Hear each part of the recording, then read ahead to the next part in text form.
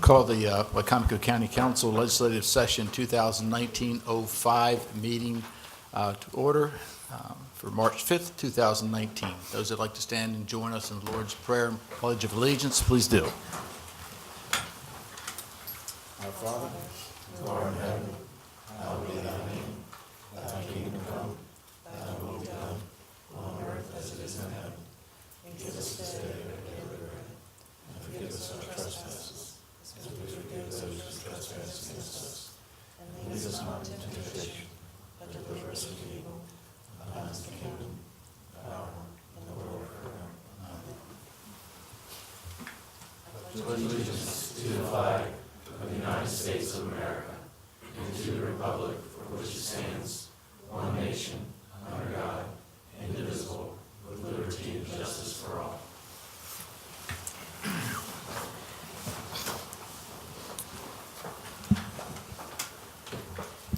Entertain a motion from council to approve the legislative minutes from February 19th, 2019. So moved. Second? Second. Discussion, corrections?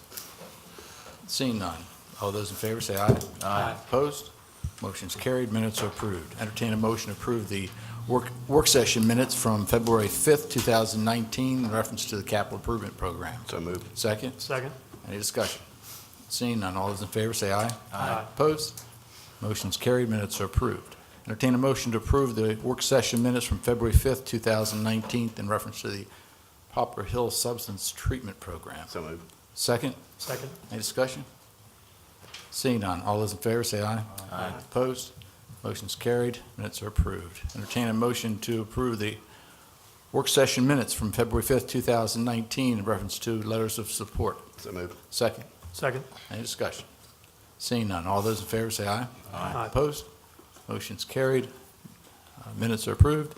Entertain a motion to approve work session minutes from February 5th, 2019 in reference to the stormwater management update. So moved. Second. Second. Any discussion?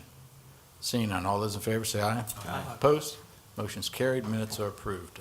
Good evening, Mrs. Hurley. How are you? Good evening, Mr. President, council members, ladies and gentlemen.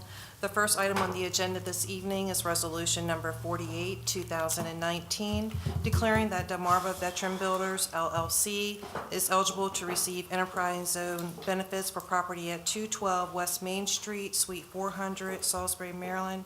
In order for a business to qualify for enterprise zone benefits, it must meet one of two specific statutory requirements, which are that the business must either make $50,000 in capital improvements, or they must hire new employees since they've been located in the zone. Delmarva Veteran Builders is eligible for the enterprise zone benefits based on the hiring of at least 2 or more employees. And we have Laura Soper here, the City of Salisbury Enterprise Zone Coordinator.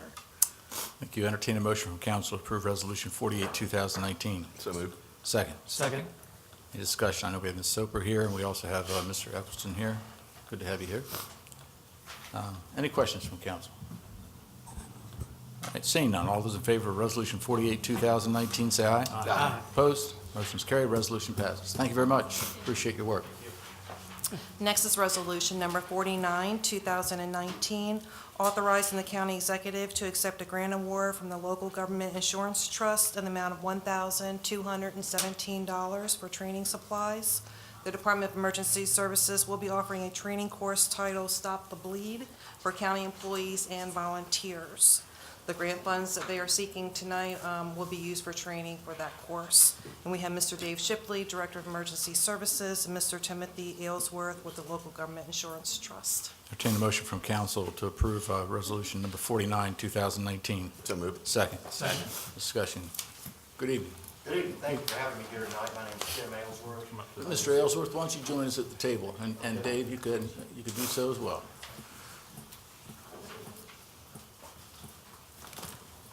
I think this really puts the heat on. Oh, yeah. You're not going to get out of here easy. Dave tell you this was a cakewalk? Yeah, he led me on. But thank you for having me. I'm Executive Director of Legit, the Local Government Insurance Trust, of which Wicomico County joined about 5 or 6 years ago, and I do appreciate your membership. You're one of 17 counties which belong, as well as 148 municipalities here in the state. along with the Tri-County Council of the Lower Shore, which is one of our good members as well. I'm here tonight to do a training grant to present a check for $1,217. It's a way that Legit gives back to its membership. Since some of the ways are we do training grants, we do credits, we do body camera grants if your sheriff decides to take those, and we give rate stabilization money back. You build an account and we give money back. In fact, you all have done such a good job. In the short time you belong to Legit, you get $100,000 off your retail cost of your property and liability insurance with Legit. So I do want to compliment you on that.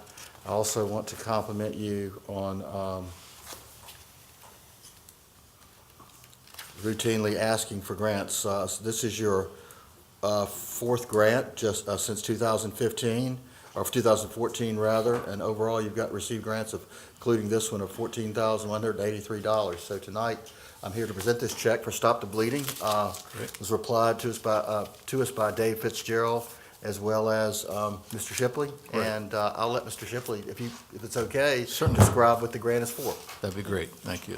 Just briefly, Stop the Bleed is a national campaign that tries to build awareness by what we would call bystanders. Very often, if there's a severe bleeding situation, there's trauma associated with an injury, bleeding occurs, and we all know that to intervene in that quickly can save lives, and studies have proven that, and that's what this is about. It's a class that runs about an hour, and it tells you how to put on a tourniquet, how to use household items to stop bleeding, how to use direct pressure, and that's what it's all about. So far, we've had about 30 people go through the training at the Civic Center, their security and event staff, and our CERT people that are in my department. So this is Ron's training group have also been through it. Dave Fitzgerald and Jerry Bennett at the Civic Center are instructors for this, and we plan to offer it and make it available to airport people that are, when we're interacting with the citizens of the county. Any questions for anyone? How many classes do you think you hold, Dave? Is the one class? We're planning to do it. I think the size is going to depend on the availability of Dave Fitzgerald and Mr. Bennett, but we're going to go ahead and start planning those now. There's been some inquiries. Good, great. How's the money going to be spent? Because if you're going to pay salaries, it's not going to go far. No, it's supplies and materials only. So you're doing it while everybody's working? Right. Okay, good. Any other questions? Seeing none, all those in favor of Resolution 49, 2019, say aye. Aye. Opposed? Motion's carried, resolution passes. Mr. Ellsworth, thank you very much. We Thank you appreciate for it. having me this evening. Thank you all. Check to Mr. Shipley or you? Mr. Shipley's fine. There you go. Turn the face. How's that, sir? Hold the check out more, makes it look bigger. Thank you. I'll send that on so you all get it. Thank you, gentlemen. Next for consideration is Resolution Number 50, 2019, to declare water utility easements in the Morris Mill Urban Service District as surplus, and to authorize the county executive to transfer the easements to the city of Fruitland, and to approve the transfer of said easements for consideration of $1. The Urban Service Commission had a work session on this request on January 15th, and then the County Council held a public hearing on February the 19th. An updated bill of sale was emailed to all council members yesterday, and it was also included in the brief book for your consideration. Entertain a motion from council to approve Resolution 50, 2019. So, Second. And discussion. Mr. Weston Young is here. Anybody have questions for Weston on this? I think it's pretty routine here. All those in favor of Resolution 50, 2019, say aye. Aye. Opposed? Motion's carried. Resolution passes.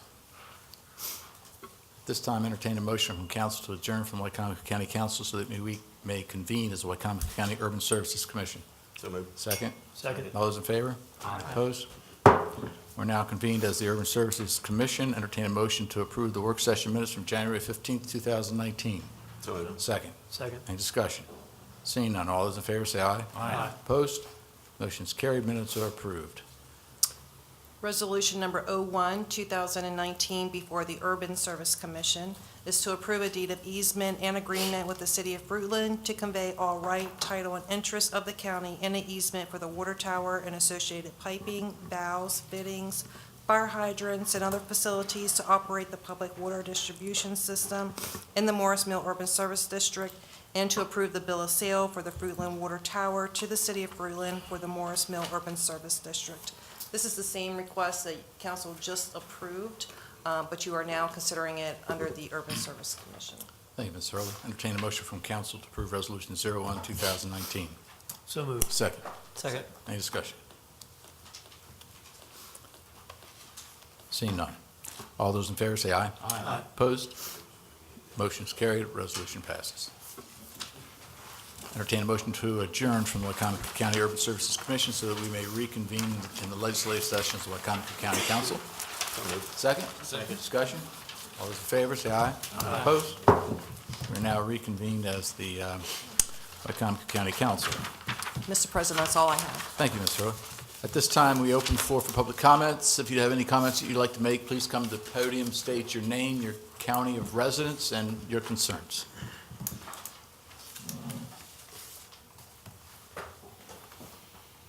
Okay.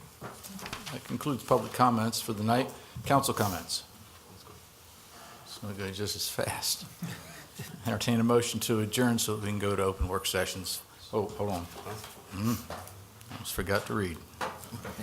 Entertain a motion to adjourn from legislative session to go into open work session followed by a closed work session pursuant to the General Provisions Article Section 3-305B7 to consult with legal counsel to protect the attorney-client privilege, and go into closed administrative session to discuss internal audit of projects pursuant to the General Provision Article Section 3-104. So moved. Second. Second. Any discussion? All those in favor? Aye. Opposed? All right, meeting's adjourned. First item on the open work session is the City of Fruitland Water and Sewer Plan Amendment Request. Mr. Dallas Baker, how are you? Good. We want to be out of here by 6:30. That's why nobody spoke up for council comments. They were nice to put you first this time. Thank you. Dallas Baker, Director of Public Works for the county. So this is a water and sewer amendment request from the town of Fruitland. They currently are in the water and sewer amendment portion of the comp plan. They have approval to pull water out of the Columbia Aquifer, and they want to switch that over to the Minokan Aquifer and also increase their water appropriation permit. This has been before you previously in a draft form and was also up to MDE in draft form. They've looked it over and approved it. If the council approves it, the next step is then to take the minutes from the approval, forward it on to MDE and MDP, Department of Planning, Department of Environment, and then if they actually do the final formal approval on it and send it back to us. Any questions for me? The only one I had, Dallas, was, and in the project summary from the City of Fruitland, was that suggesting that there was or is TCE in the Columbia Aquifer? That is my understanding, Catherine. I wouldn't think there would be.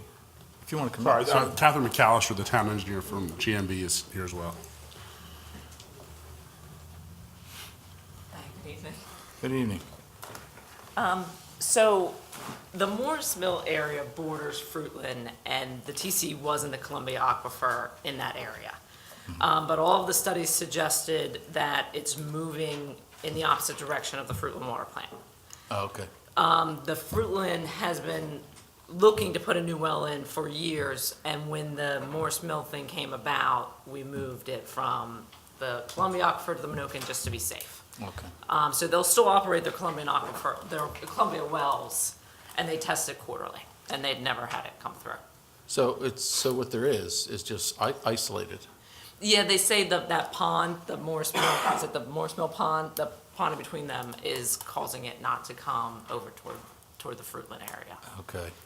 And is the, just out of curiosity, is there a higher iron content in the Minokan than there is in the Columbia? Yes. There is, okay. Yeah, but their filter systems, it just actually hit the underneath 5, which is okay. So they can use their current filter systems. Okay. It is bad down in that area, Yeah. especially around the Eden area. Yeah, it went up from probably an average of 2 to 5. So their filtering will clear it out? Yes, yeah. Because I know some of the residents down there had Culligan, and it wasn't really clearing that iron out. Yeah, they've got a large pressure, 4 high pressure green sand units that clear it out.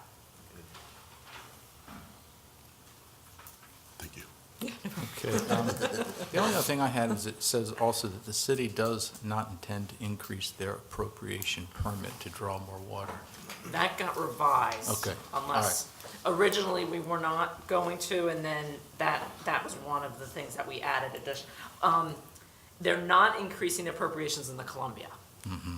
You end up having an entirely different appropriations permit when you go to a different aquifer. So they'll have an appropriations now for the Minokan. Combined, it's increasing their appropriations between the two permits, but the Columbia permit will stay as is. All right. It's simply curiosity, really. Yeah, there you go. Any other questions from anyone? No? Okay. Where are we going to go from here, Dallas? I believe the next step is it gets forward to a legislative session agenda item to get approval. It does actually require a public hearing, and it has to be advertised 2 times, so we can have that on April the 2nd. Okay, great. Okay, thank you very much. Yep, thank you. Appreciate it. Thank you. Thank you.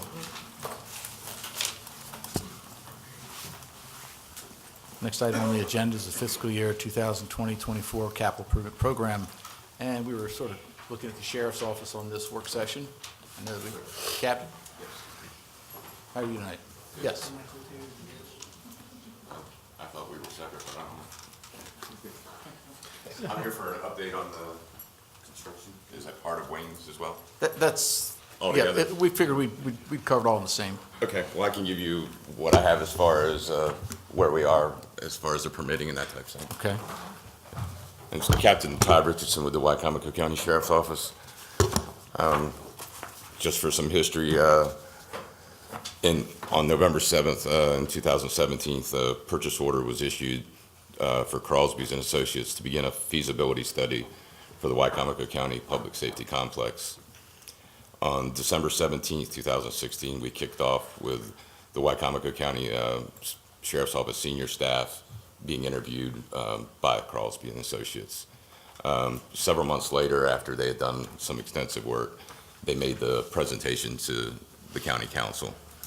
And after that presentation, Crosby and Associates were redirected to bring their focus more into the sheriff's office needs and a budget that had been put in place in the CIP. Meanwhile, after that happened, the executive's office as well as the sheriff's office began to focus our search for purchasing land within Wicomico County to build the complex. On October 22nd of 18, Crosby and Associates made their final presentation to the sheriff's office, and copies were forwarded to the executive's office. On November 2nd, 2018, the settlement went forward for the purchase of land in Westwood Industrial Park for the Wicomico County Public Safety Complex. It was purchased for $587,832.96. Going into this year, on January 10th, the county released a request for qualifications for the professional, architectural, civil, and structural engineering for the new public safety complex. A deadline was set for February 12th, 2019, and a total of 14 requests for qualifications were submitted by the deadline.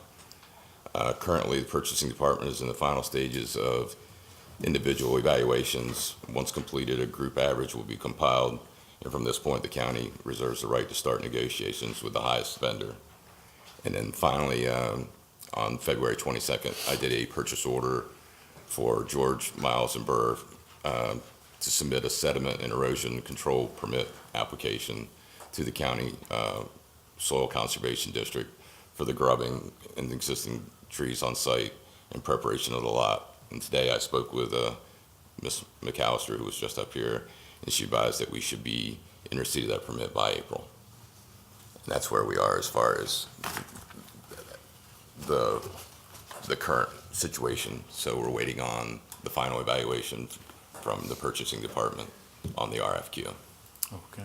That's the part I have tried. Do you guys have a new design? What's that? New design? The design will come as part. Crosby and Associates was simply a feasibility study, and the feasibility study basically came up with the fact that we were well underspaced for our area, and we needed to be brought into the current times. They were just a consultant. Okay. Anyone else, yeah? All right, Captain, I appreciate you. No, we appreciate the update, Doug. Thank you. Thank you.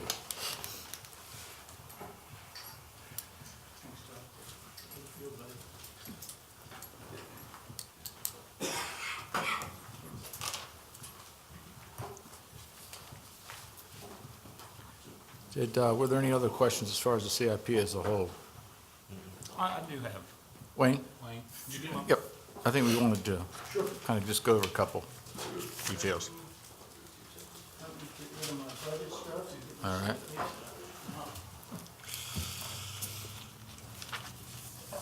My board file, Okay.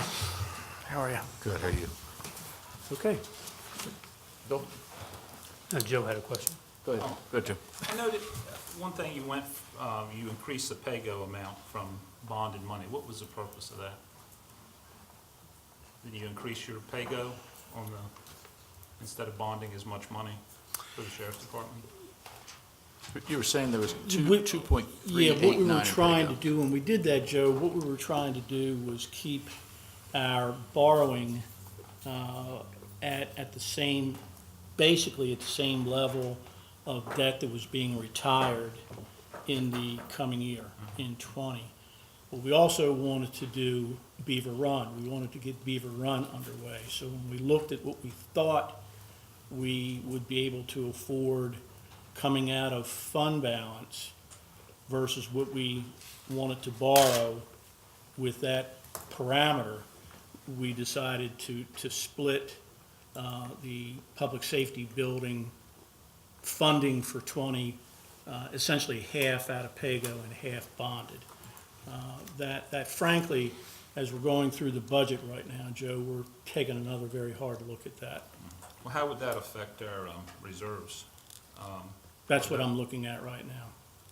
So would that money come from reserves, or would it come from money that wasn't spent from the year before, or? Well, reserves Which I guess that money not basically is spent money yet. that we Okay, haven't spent, right, okay. right. But it's not the rainy day fund? It's or- not rainy day fund. We cannot use rainy day fund for that kind of a project. So it would come from uncommitted funds. So what we're looking at, and part of what we are taking a closer look at now, is we want to take a look at just how far we want to go into that unassigned fund balance because of a number of things. First of all, we know that the minimum wage bill has cleared the House. I'm sure it's going to clear Senate. That's going to have an impact on the county, not only because we'll have to raise those people below the minimum wage up to the minimum, but you got to slide the whole scale. The other thing that really has our attention right now is the Kerwin Commission. We got a late email today that has been basically put on a fast track up in Annapolis, so we'll be talking about that at Mako Legislative tomorrow. So the other thing, of course, is that everybody is, most of the economists and the fellow from the Office of Budget Management indicated that the state is expecting a recession mid-2020. So, got to go back, when I was doing the CIP, I was really looking at finances quite a bit differently than I'm looking at them right now as we prepare the budget. So we're going to revisit that, to be honest with you, to determine how much we're going to borrow and how much we're going to use out of fund balance.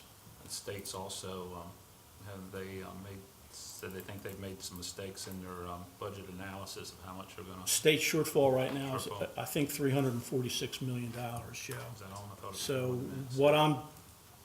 what I spent most of the day on today was going through what I think realistic revenue estimates are, but also looking at what our proposed capital spending is and determining, should we really do that, given what we're looking at on the horizon? And we haven't gotten to a conclusion on that yet. So you may see some changes in those numbers, is what I'm saying. Before we go forward with the whole capital improvement budget, shouldn't we maybe have an update on our revenue estimates and what's going on in the I'd county? certainly be happy to do that with you. Can we schedule that, John? We can do that. Yeah, And- I'd be and happy to do You that. know, On the same line, Ed, you mentioned the scale with compression. Has Correct. anybody done figures on that to see what that's gonna cost us? Because that will affect our CIP. HR did that, we sent those figures up to Mako, and Larry, I'm gonna tell you that it was on the order of $7 to $8 million. And that's recurring, Right, so every that's, year, right. and I'm not quite sure where that comes from, because we're revenue capped. What I can tell you right now is based on the figures that I have right now, our, what I'll call new general fund revenue this coming year is on the order of just around $2 million. And maintenance of effort is gonna take up 1.2 million of that. So we've got about $800,000 in freeboard. So, well, we know we have operating expenses that we have to, we're gonna do the operating. budget. Correct. Maybe possibly on, capital improvement budget, would it be, I guess we need to take a lot harder look at what we're actually be doing. on we've that. got to take a lot harder look at everything, Joe. What we asked our departments to do was we gave them a 5-year actual spending history. We didn't have the time to go back and actually start with a zero-based budget. But what we did say is, okay, let's look at what we've actually been spending by department, by individual line over the past 5 years, and let's ground this year's budget request in that actual spending rate. And we've done that, still scrubbing that. I still think in the roll-up, we're at level 3 right now, and I still think in that roll-up, we've got some hiccups, and we're trying to scrub that. But it's pretty skinny, to be honest with you. When HR did their estimates, did they figure as far as the increase due to, the increase in minimum wage, did they figure the unfilled, positions also? Or Yes, they did. They figured it all? Yes, sir, they did. Would it be, advisable, due to the fact you're under this type of pressure, is that a good word to use? Pressure? I think it's pressure for me, I'll tell you that. That we would, wait on the capital budget until we did the, operating budget, do them both at the same time? The CIP, CIP, Tom that's what I- won't let us, will it? I think you have the authority to we extend, change it. We have to the agree to date it. for Right. approval. And if you said that you wanted to extend that to, say, the first meeting of April, I don't have any objection to that, because I think I'll have a much clearer idea of what the expense budget and what the capital budget, what the real spending affordability is gonna be, by the end of March. So if you wanna do that, I don't think we have any objection, do we, have any executive? I'm more than happy to do that. The question is, until we find out more from Mako tomorrow about this current bill, I mean, I've got a Board of Education meeting on Thursday morning, and the problem that we're running into right now, we have supposedly committed for Beaver Run $9 million. We may not be able to do any of it, because if the current bill comes through, $10 million is gonna be our minimum that we're looking at. We won't be able to afford anything on the CIP. Well, do you think they're gonna initiate the Kerwin bill immediately out of, I mean, is that something that, they don't usually, I mean, it's like the minimum wage, you know, They they're were gonna not phase supposed that to in. even come back and hear it this year. It was not supposed to go before the House. It was supposed to be back in committee, and we worked some of these things, as far as teacher salaries, things like that. So, it's all a surprise right now, because that was supposed to be out. Also, when I met with Speaker Bush regarding the $15 an hour, he said that there would be a carve-out for Western Maryland and for Eastern Shore. It turned out not to be a carve-out. They're not gonna do a $15 an hour immediately, but anyway, it's It's- just graduate. Yeah, the House, it's phased through 2025, So it's is like this- 75 cents an hour a year, I Was think. this $7 million that HR did based on the $15 an hour? or That's was it- going to $15 an hour. $15. Yeah. So So that's, So that's the year- hit, Next year, so that's the Right. hit That's over next 5 year. years. okay, Right. all right. In 5 years, that's where it'll be. That, I guess that's something the council will have to talk about, but, if we could extend it, Well- until we get closer to the operating budget, because the operating budget's what we gotta live by. Well, I think we still recognize that the commitment for this year is sustainable and reasonable. For 2020 or 19? For 2020, I would hope so. I mean, we've already, a lot of 2020 is Agreeing on committed in something, 19. Bob? Are we agreeing on something here, Bob? Yeah, no, I don't find that anything is sustainable right now, John, to be honest with you, until we get more of these figures. And we're missing one figure as far as our revenues, personal property tax. Yeah, personal And property. until we tax. get that figure, and until we know again, we're a current commission, if it's gonna be voted on, and if we may get carved out in the Senate, you know. The state's not sending information. I would love to say, yes, everything is okay to go, but I'm afraid to bite that bullet until I know more about what we've got coming in. Well, there's no harm, no foul if we extend It's a planning document. the You capital, can right, make- it's a planning document, right. It's a planning document. I mean, I certainly, quite frankly, I would feel a lot more comfortable if we did extend and wait it. Yeah, I mean, even as a planning document, I mean, it is a pain to have to amend it and amend it and amend it when we find out that we have serious issues, if we have such a serious shortfall. And the state told us 2 weeks ago that, to expect, recession in 2020, 21. Yeah, mid-20. So 6 months into this fiscal year, they're anticipating a downturn. What I'm looking at right now is the fact that our income taxes for this current year, we budgeted for 19, 52,500,000.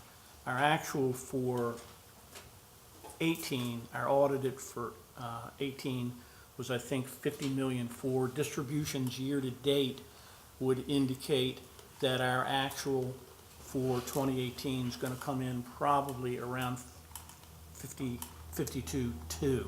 So there might be a little bit of shortfall there, because what we saw is a bit of a fall off in jobs, and then it leveled out. So we may be in stasis right now. What makes it difficult is that the state distributes, there are two problems with it. The state distributes 16 months lagging, and the other thing is that because of the change in the federal tax code, a lot of high-income earners delayed their filing. So 19 is sort of a funky year to look at and determine where you're going to stabilize and what the run rate is really going to be. I would urge us to be a bit cautious on what we project for income taxes. But I'd rather err on that side than From what be aggressive. From what I interpret, the majority of the spending appears to me to be just pay-go through reserves, transfers from reserves. Yes. So And the it's a reserves matter- are still going to be there. Well, it's a matter how far we want to take those reserves down. I think we're at 39 million right Yeah. now. So, you know, if we're going to take, I think we have planned to take $9 million out. So that takes us down to 30 million. 30 million would still, as a percentage of revenue, would still be the highest in the state. And it would cover us for 3 months operating. GFOA said that's a good benchmark to use. My concern is that we may be, if we see a downturn, that we might be compromising our ability in the future to fund projects. And I'm probably about a week away from being a lot more certain about what I think is going to happen. And to agree, I agree with Joe. Yeah. I'd rather hit pause and be a little bit more certain of what we think's going to happen before we say, let's move ahead. We still have a bite at the apple when we pass the operating budget. We still have a bite at the apple when we decide what we are or aren't going to bond. But to your point, let's look at that, 5-year spending plan, get a better look at the macro environment and see if maybe we should be a little more careful, or are we okay? Right. And the wild card's the state, in my Right. opinion. It's the wild I card. was always more worried about 2020, the last time we were talking. Correct. I was always more concerned about 2021 than Correct. 2020. Correct. Because that I was think you're right. There were some very big commitments for that year. Correct. Mrs. Hurley, what do we do for process of extending? The date does have to be extended by resolution. Right. If you recall, at the last meeting, you extended that date to March 19th. So at the next meeting, we can have another resolution prepared extending that date into April. Okay, good. All right. Remember last week we talked about, you all were at Mako and the lady from the Board of Education spoke. I went downstairs and talked with that OPEB thing I was telling you about, how there were $115 million in the hole. She said, no way would the state make that up. And we talked about it today, whether or not that would be passed down to the county, just like the pension bill's been passed down. That's right. So, I mean, I don't want to spend, we've got a great savings account, I just don't want to spend it all in anticipation until we know what we got. But we also get criticized for having a great savings account too, right? Yeah, you did. I'm not saying we should get rid of it, that's not. And there's certainly two sides to that. And we're not gonna spend it all. Yeah, I mean, right, it's a big chunk, but it's Yeah. not 5, all. 6 years ago for that, Right. But I mean, where is the fair balance? How low do we go?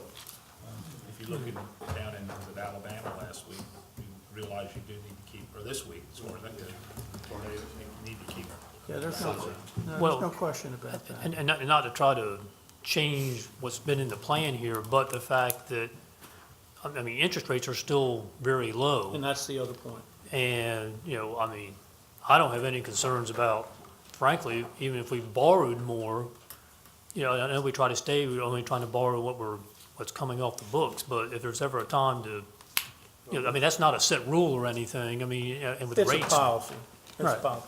I mean, I did that math, Bill. Our P&I policy is 12% of recurring revenue, and we're at 10.9 right now. So I did a sensitivity study. So and I assumed that the market this year would be 4% over 20 years. That's probably a little bit of a high interest rate, but I'd rather be there. Well, when you say 10.9 right now, Our P&I for the county is Propo- 10.9. right, proposed or right now? Right now, where Right we now, are right not- now. right. So I looked at, okay, you know, let's say that we wanted to move that a little bit. If you borrow at 4% for 20 years, your constant on that borrowing is 0.0727. So for every $1 million you borrow, your annual principal and interest payment is $72,007. So if we said we wanted to borrow another $10 million this year, that means that our P&I would go up to essentially $735,000 on top of what we have now. That would take our policy limit, if you will, up to 11.25. That's, okay, we're still under 12, Right. but then, as you said, you've got to look at the out years and say, okay, rates are going to be going up. Your revenue curve is going to be bending down, I think, or at least flat. So you're going to limit your ability unless we modify that policy, and I'm not too sure we want to do that in a recessionary cycle. So could we do it? Yeah, but I'm not too sure I would be comfortable recommending to you that we did that. You also have to remember, every dollar you pay in interest is one that comes out of operating. You're absolutely right. So it's less operating that we have. You're absolutely right. So I would welcome a 2-week delay, because I think I could talk to you a lot more intelligently or factually in 2 weeks and give you more comfort with what we really ought to do. Okay. Any other questions? If we're gonna do that, do we have to do that now, or? No, she has to do a resolution. We'll do a resolution on the 19th. On the It was 19th. extended to the 19th. We'll just move it from, into the next On one. that day, okay. We have a consensus. All right, well, we got the sheriff's department, we got the Board of Education, Beaver Run, we got the airport. So however you put those pieces together, There are a lot, they're yeah. high priorities. There are a lot of moving, and that's the issue, John. There are a lot of priorities, and we wanted to cover off on as many of those priorities as we could, particularly those ones that impacted public safety and those ones that would generate economic development. That's what we tried to do in this CIP. I'm just not quite comfortable yet that the plan we proposed back in February is one that I'm comfortable proceeding with in this coming fiscal year. I just have to do more math. Okay. And I think tomorrow at Mako, when we get a better handle on where Kerwin's really gonna land, that really helps with our thinking, I think. So, Any other questions? Thank you very much. thank you.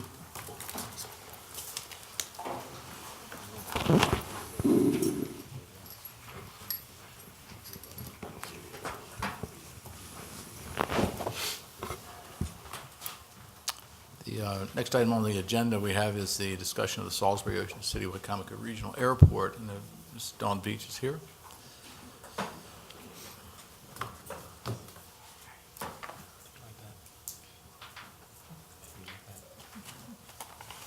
Hello, good evening. Good My evening. name's Dawn Veach, Airport Manager, Salisbury Regional Airport. Thanks for being here. Thank you. We thought a work session would be in order with the multitude of projects that you have that are moving very quickly. We just thought we'd want to make sure that, as far as what your input might be as to the status of the airport, Yes, sir. how you think your funding is to date, and what you think might be needed, any additional funding that you think might be needed either through capital or through, general funds. And so that's really the purpose here tonight, is try to get an Okay. idea, because so many of the things are changing so fast. I know you're trying to work with the federal government, trying to work with the state, Yes. and you have a lot of balls in the air. So I don't know if you've seen my proposed budget yet. I'm not sure when that is shared with y'all. You certainly looked at my CIP that was put in this year in the fall. So just to kind of go back to the report that Wayne referenced a little while ago about looking back 5 years, if you look at the year prior to my arrival, our operating budget, not capital, but the operating budget was about $146,000. The next year I increased it 100. The next year I increased it 150. Last year, this current fiscal year, 2019, it was increased 467,000. That's just the operating budget. Now, a lot of this is we're paying for the past years of not maintaining nor investing in the infrastructure that we already have. The CIP are things that I'm looking at to build that will not only generate more revenues, but help bring more business to the airport that in turn will then build more revenues. So looking at bringing another carrier in here, the terminal had to have some repairs and some uplifting, and we've done that. We used PFC money to do the passenger lounge. We have a restaurant out there now that is critical for those types of things when you're trying to attract another carrier in. They look at that. That's one of the biggest complaints we've had since American bought out Piedmont Airlines was the age of the terminal, the facilities, the restrooms, the fact that it was bland, there was no restaurants, things like that. And so with that increase of funding in the ops budget, that's what I've been able to do out there right now. And then this current year budget is the restroom project. So the restrooms will get revamped in this fiscal year. In the capital improvement, though, we are sorely missing revenue opportunities. If you go to Easton, they have 220 aircraft based there. We have 100. We're a much larger, much more progressive community than Easton, and we don't have the infrastructure because we don't have a full-service FBO, which is what one of the items on the CIP was for, and that was not being funded by the county. That was being funded under a public-private partnership, okay, and that's still on track. The drone facility that was approved for in this year's current CIP, I think I shared with you, it was underestimated because we didn't pay to have design and funding and an estimate done in a previous year. We had a rough round estimate given to us. In the middle of that, we found out that the entire industrial park appears to be a wetland, whereas when it was planned and the roads were put in and the infrastructure back in the 80s, it was not a wetland, but the guidance changed. So now we're meeting with MDE to go ahead and move forward to see about what can we do about the rest of the infrastructure. In the meantime, we're still building that. We're going to build it on some elevated land that doesn't have any trees on it, which would have been another taxiway, but it is worth capturing the moment right now to get this drone facility built because of the additional work, businesses that are tied to that partnership with that company. And that's on next calendars, the next county council's agenda is to go over that concession agreement. We also have the other infrastructure improvements that I've asked for. This year you gave us, I'm just sorry to rehash, but you gave us the money to paint the hangars, repave the asphalt that was crumbling and damaging aircraft. We're in the process of completing that. We started last fall. We had to fire the contractor because of substandard work and performance. We have the third lowest bidder now is coming in to do the project. They start Monday with pressure washing, painting, and getting ready to paint. And they will finish the T hangars and those corporate hangars on that same side of the airport. And the rust motif will go away, hopefully, and we'll be in a better situation to maintain the integrity of those hangars so they don't continue to rust to the point of the Bayland hangar that is very difficult to paint because of the years of neglect on that. So we're trying to protect our infrastructure as well as make it more appealing to rent. I have a wait list. We don't have empty hangars because we don't have enough hangars. I have 49 T hangars and 4 corporate hangars, period.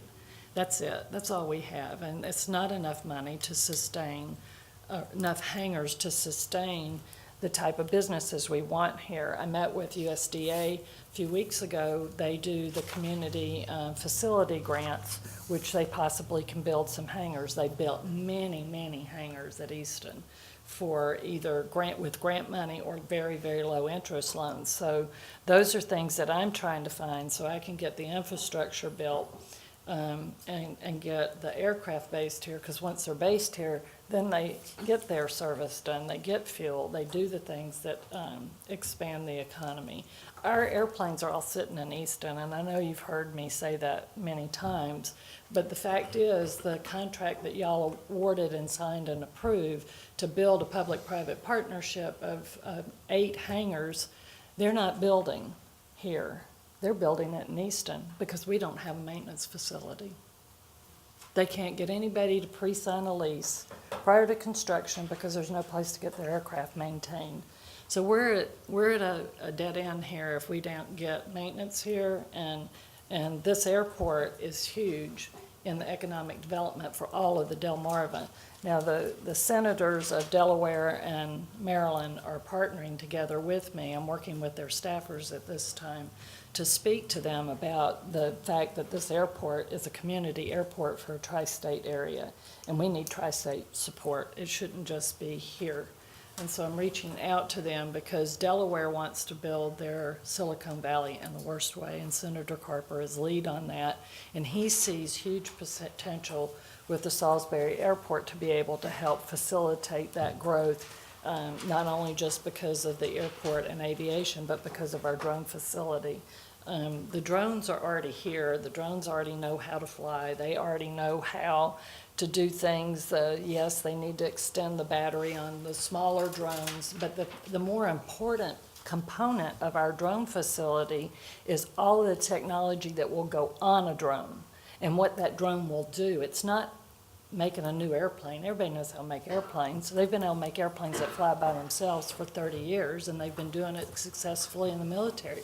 The point is the application that these flying aircraft will have in the future and the technology that you want to build on it. And Senator Carper sees that. He sees that as being a big, big component that will feed his goals and objectives. UMES sees it. They wrote a letter to support the tax bill that's before the Maryland legislature now, just passed in the Senate. We're still waiting again for the House to review. The House has voted against it, if they even voted on it, 4 years in a row. We're hopeful this year. They asked intelligent questions this year instead of just kind of doing a roll of silence and just letting us tell about it. So I gave them fiscal data, which they've never had before, that they were very pleased to have for a fiscal note development. So we're hoping that tax relief will come so that our maintenance facilities will come back to Maryland. They've all left. And if you want to go to Hagerstown and talk to the gentleman up there and see what it has done to his business, It is incredible because an airplane, it's nothing to fly from Hagerstown to Pennsylvania. I mean, you probably can't even get the gear up and clean your takeoff list before you got to do your descent checklist. Same thing with going out of here to any other neighboring state. And I don't mean just Delaware because they've always had no sales tax. I'm talking about Maryland and, Virginia. They passed it 2 years ago. So we don't have neighbors that support us continuing to tax. We've got to get rid of that so that our aviation industry returns. Is this the So- first time we are hearing that you don't have facilities maintenance? We have not had a maintenance Have facility you since told I've us been that here. before? Because I Yes. don't recall that. Yes, that's why we want to bid and build a new facility that has a hangar for for jet and general aviation aircraft to have maintenance. The only maintenance on the airfield right now is for Piedmont Airlines, and they only service their aircraft. They don't hold out to the public and general aviation and corporate jets. We have we have a mechanic that works out of the back of his truck, which is particularly not legal with FAA unless it's sanctioned by the airport manager, and normally airport managers don't sanction that, but I have because our tenants need to get their airplanes fixed when they break here. They can't always go to another airport to get fixed if they broke here. And it's not legal? I said it's not legal if it's not sanctioned by the airport manager, and I have You sanctioned said something that. about FAA. that's Yeah, what- FAA does not allow traveling out of the truck maintenance unless it's approved by the airport. And the reason for that is that you want to ensure that they have a business license, that they have insurance and things like that, and I have done that, ensured that this person is, so that we have at least some maintenance at the airfield. Mrs. Vetch? Yes. You've increased your operating budget, what do you say, about 4 times, 3 times? Something like that? To this current year, yes, sir. What's the increase in revenues?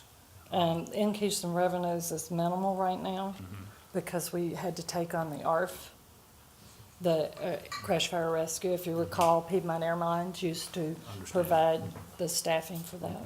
So we really haven't had much of due to that, we haven't had much increase in revenues. We have more increases this year and more coming next year. I don't have much else other than my rental car concessions that have not been renegotiated in 15 years. They're getting renegotiated this month. The parking. And the parking lot, I just got a note back from them, and it has gone up $10,000 this month based on the fact that we actually increased the rates. I see the need for, like you say, the maintenance program. Don't you think a lot of the number of jets that's in Easton is due to the income level of the people in that county and the No, sir. closeness to Washington and Baltimore? Not all of them. You don't think so? No, sir. I don't have a hangar you can put a jet in. I understand that. Purdue built their own Yeah. because we didn't have any for them. Yes, a little bit the concept, you build it, they will come. Exactly. This airport should have at least the capacity to house at least 15 jets. And if you were to actually pull the data of where those aircraft should be located, they're not located here because we don't have maintenance, I don't have a hangar, and they're not going to put a jet out on the ramp. I mean, our corporate jets at transit don't stay. And they go to Manassas, Mount Air goes to Manassas, parks their airplane over there, and they come back over here and pick up their passengers. They come here 4 or 5 times a month. So, This may be more of a question for Wayne, I don't know, I mean, Okay. because it's about the, we approved 250,000 transfer from the general fund in this year's budget. How is that, there's kind of a, some estimate from you about maybe that might be something you might need, to fill in operating expenses. How's the status of that? That really, Mark, leads to an overarching discussion. We didn't say, Thank you. Virtually all municipal airports in the United States that are owned, by counties or municipalities are general fund supported. We traveled, and Laura was with us. We traveled to St. Mary's County this year for the county administrator's conference. And St. Mary's County has a municipal airport that has everything that we're talking about doing. It is absolutely an amazing airport. And I asked the airport manager how he was funded, and he sort of gave me a funny look, and he said, well, what do you mean? I said, well, who funds you? He said, the county. I said, the county funds your airport in total? He said, absolutely. So their operating budget is totally funded by the county. I'm not suggesting that for Wicomico County by any means, but I think for us to develop the airport into the asset that we believe it should be and can be, we're going to need some consistent general fund support, some, very much like the Civic Center, where over time, PCAS will probably classify the airport, if we can agree on this, as what's called a special governmental fund, where it generates its own revenue, but not enough revenue to completely operate and maintain the infrastructure. And I think that's where we're headed. I can't give you a solid number right now, but I'll be able to give you a number for this coming year as to what I think general fund support should be, and I will ask for more general fund support this year. If we don't do that, we will perpetuate the asset that we have. And we have neglected the infrastructure there. We have not pursued the development of that airport as an economic engine, and we should be. But we can't grow out of what we've been doing for the past several decades without general fund support. It's just not possible. Can't do it. So there has to be a gap period, I think, where we grow out of where we are and then try to mitigate the level of general fund support. One of the things that I had suggested is that perhaps we should take a trip to St. Mary's so that you can visualize exactly what Don's talking about, because, you know, I've been involved with the airport extensively, but until I got to that airport and saw that asset and saw that operation, I didn't fully recognize or realize what our airport could be, and it was really quite eye-opening. So that's a long way of saying, yes, I'll be asking for more general fund support this year. And to answer more on the revenue question, is all of that is revenue generating, all of it. Easton pays 100% of their operating costs, salaries, insurance, maintenance on the runways, all the things that they have to take care of, that we have to take care of with hangar rent. Just hangar rent. They don't get FAA money for runways and stuff like They that like we do, do. but so do we. Yeah. So, but they have to pay their percentage, and they fund all of that out of that. I looked at their county budget this week, and I couldn't find anything in there for the airport. See, I like that model better than your model, Wayne. Well, no, I don't have the hangars. Give me the hangars and I can make Because some it's money. buried in the general fund. Can't find the airport because it's a county department. To Dawn's point about corporate jets, just let me make this point. You know, these corporate jets are $35 to $50 million platforms. They are not gonna park that thing on the airfield, and they're not gonna park it in a hangar that's not state-of-the-art, and they're not gonna have some guy working out of the back of his pickup truck working on it. So if we wanna capture corporate air travel, and there's a lot of corporate air travel up and down the East Coast, and we're not pulling our share of it out of the skies, we're gonna have to have that kind of an asset. If we wanna bypass that, which I think would be, I think that maintenance program is something you should have been drilling on those. I have been on this FBO. I'm sorry. It hasn't struck with me. Yeah, I'm sorry it it's- didn't.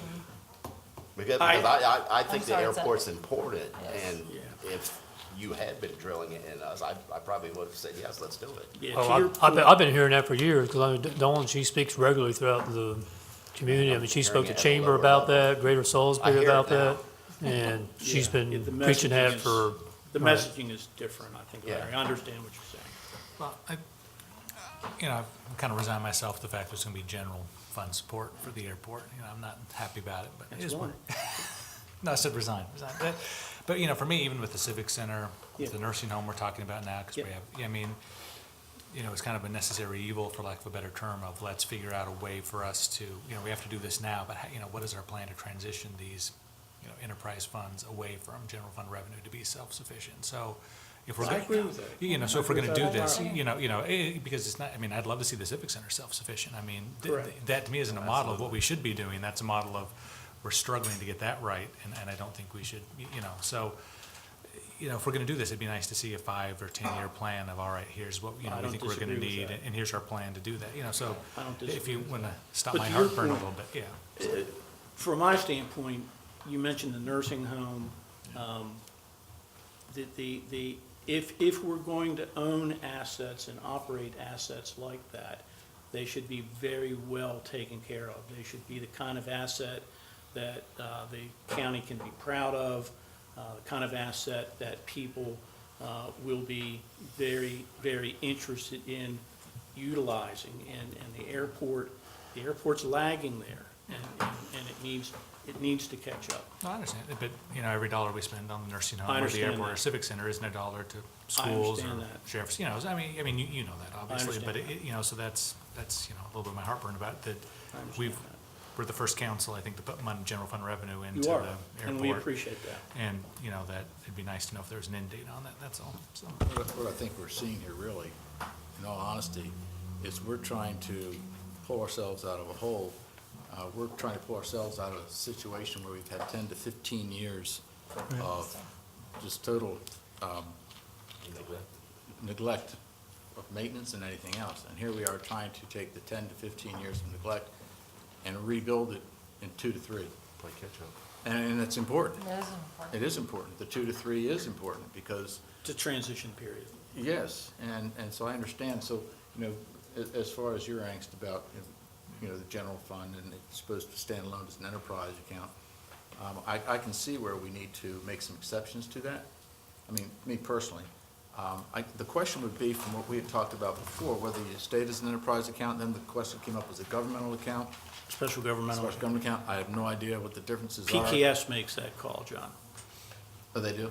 PKS makes that call, yeah. And how Typically, that might impact grants, et cetera, I know was a concern, I think. It won't it won't impact impact grants. FAA or MAA grants at Okay. all. typically what happens is, and this is what happened with roads, if an enterprise operates for 5 continuous fiscal years without being able to self-sustain itself and requires general fund support, it's then reclassified as what's called a special governmental account.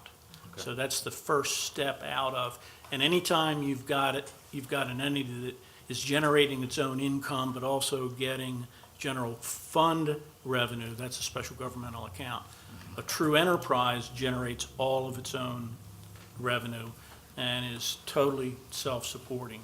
So PKS wouldn't reclassify, and I talked to Ashley about this today, PKS wouldn't reclassify the airport from an enterprise to a special governmental fund until we had operated for 5 continuous fiscal years, demonstrating that it can't sustain itself.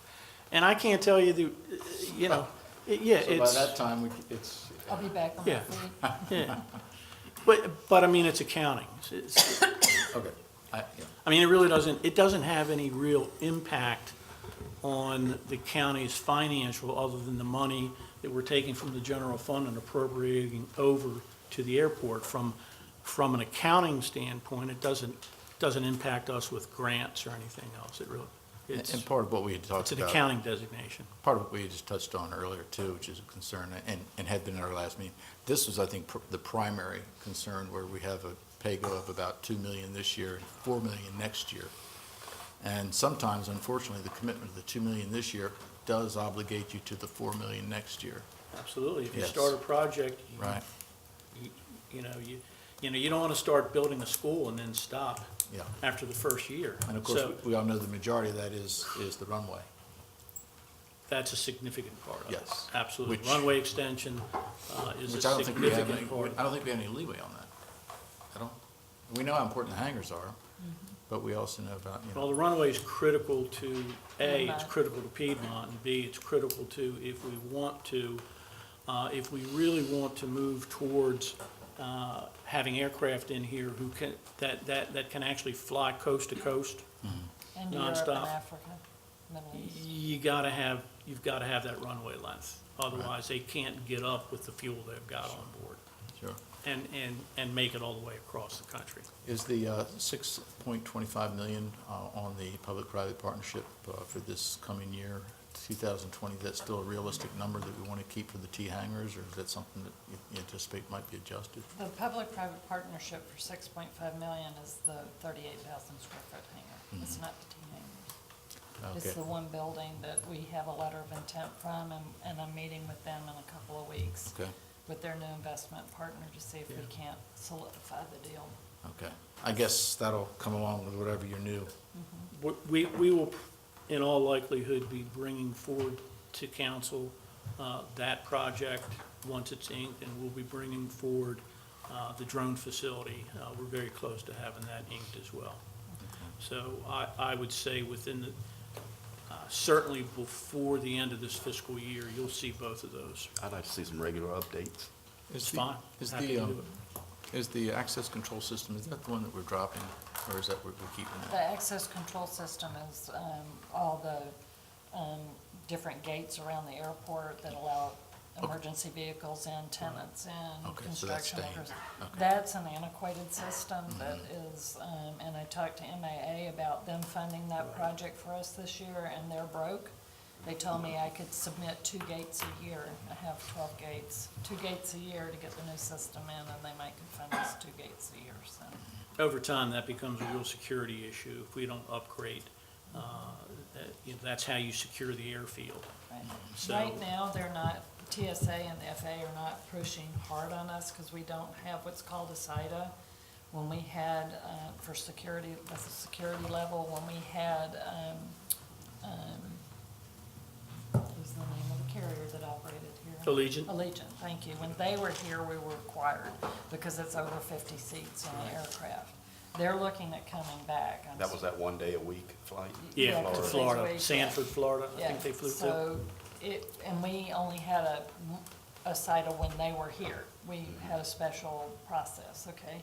But I'm looking to bring United in here from Dallas, and they're very interested. I've been to headquarters, I've had phone calls with them recently, I'm meeting with them at the 2 speed dating conferences that are coming up. And they're looking at how they can operate from Dallas here, shuttles back and forth, which would be a huge Huge deal. alternative for Philly. Everybody loves the Charlotte flight. Philly is what kills everybody. I don't like it.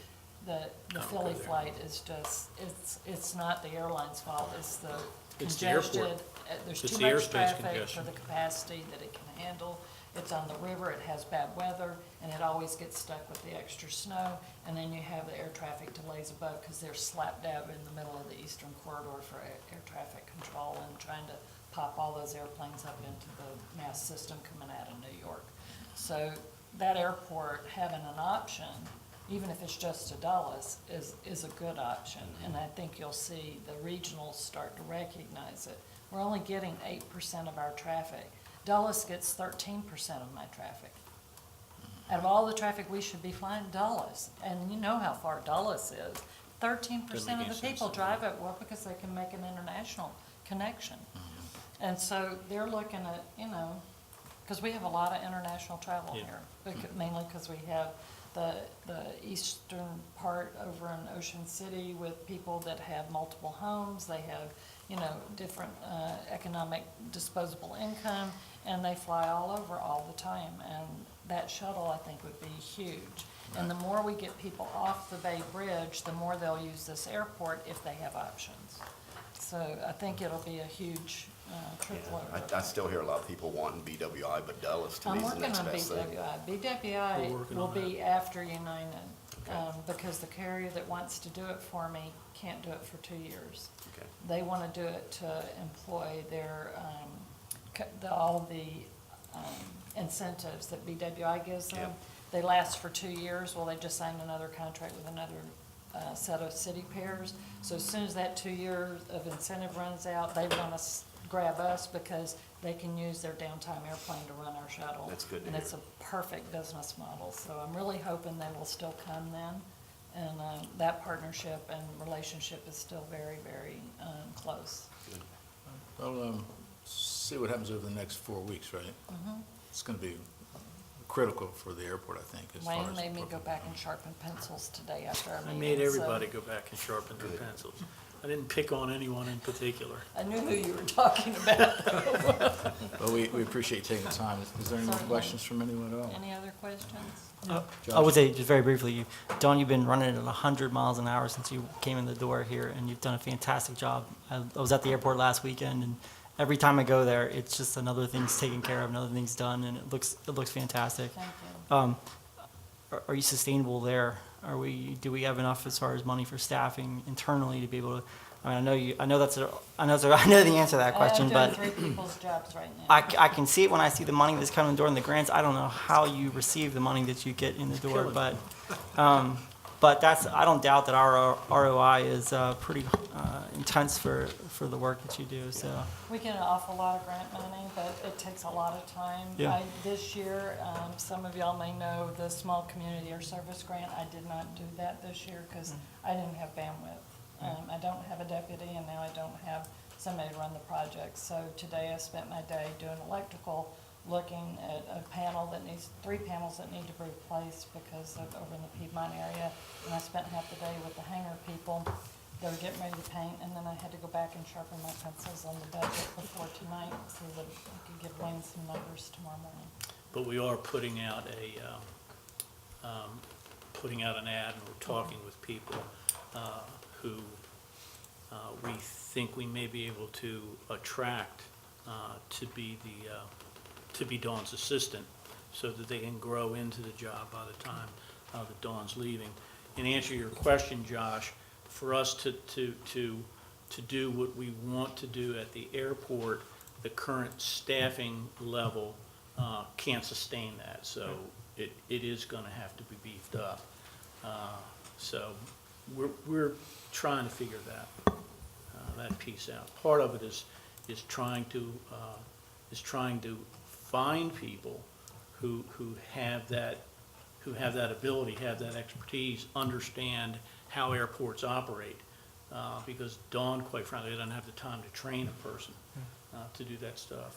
So we will have to grow staff over time, but we're being very deliberate about that. Dawn and I have interesting discussions every Thursday about staffing levels. One of the things that has increased my operating budget is because we don't have the staff, so we have to contract out the work. Now, the contracting out the work looks like a lot in my ops budget, but it doesn't have the PCMB that goes on the back end of full-time employees. So I have 3 full-time maintenance, have myself, and 3 other admin, and that's it. And the other thing is when you're contracting out the work, that's project-based.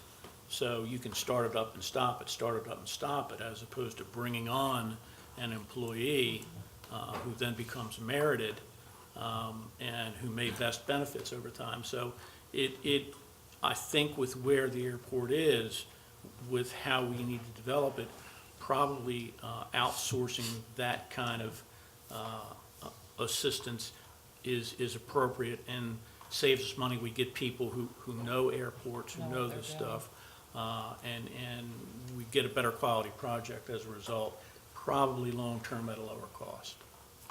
Well, again, appreciate you taking the time to be here tonight with your busy schedule. You bet. Thank you. No, Sure. I'm happy to Thanks. be here anytime. Thank you. Now you Thank can you. take a breath.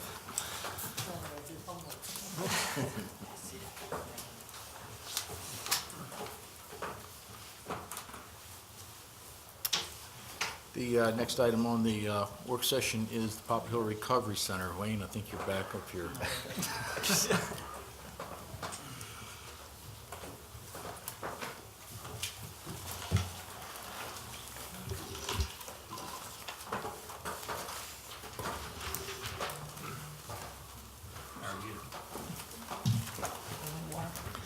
Good evening, Weston Young, Assistant Director of Administration. Wayne Strasburg, Deputy, Wayne Strasburg's good. Director of Administration. Laura, you're going to need a mic. Lori Brewster, Health Officer. Ruth Colburn, Warden. Thank you all for being here. Thank you. If it's okay, I'm going to give some talking points. It's nearly 2 years ago on this date that Governor Hogan declared a state of emergency to combat the opioid crisis. About a year ago, the county began a series of community forums. They were called Taking Back Our Community, and these were held across the county regarding the opioid epidemic. Through these meetings and with conversations with our community outreach addiction team members, also known as the COAT program, we learned of a significant gap in recovery services in the county. While there is a current recovery provider in the county, if an overdose occurs outside operating hours or if a bed is not available during operating hours, the COAT team's only option is to transport that person across the Bay Bridge if that's feasible. The individual could change their mind in this time. I've learned self-determination is a key component of addictions treatment. COAT members need to be prepared to strike while the iron's hot. So when the individual is ready to seek treatment, a higher success rate is when there is a 24/7 facility available. Due to this gap in services, we've had people who have sought treatment, in some cases die because the detox services were not immediately available. On another front, the number one location where detox occurs in Wicomico County is the detention center. People will arrive with some addiction-related offense. They'll be detoxed and in time released. We currently have an average of 40 inmates a month that are going through the detoxification process. When released, they typically fall back into the circumstances or lifestyle, if you will, that got them there to begin with. Approximately 2 of the 40 inmates undergoing detoxification are repeat offenders. In essence, it becomes a revolving door of frequent flyers. The county pays, so this is the detention center, the warden's budget pays $16,000 per month on average doing detoxification services, which amounts to nearly $200,000 a year. So the point there is that we are currently paying for this one element of the crisis.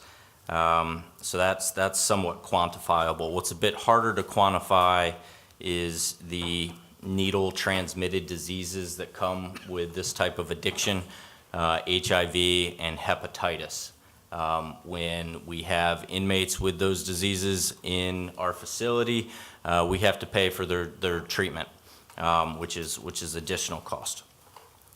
Any questions so far? I have Lori and Ruth here to dig into the weeds, trying to explain the need.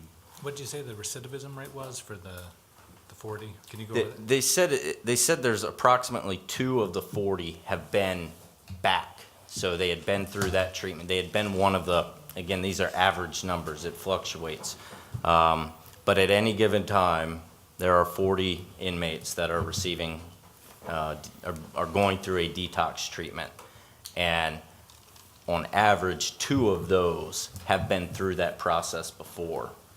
and then when they get released, something brings them back in, and Gotcha. 2 of them during the same month. They were released that month and they came back and had to be detoxed again that month. Okay.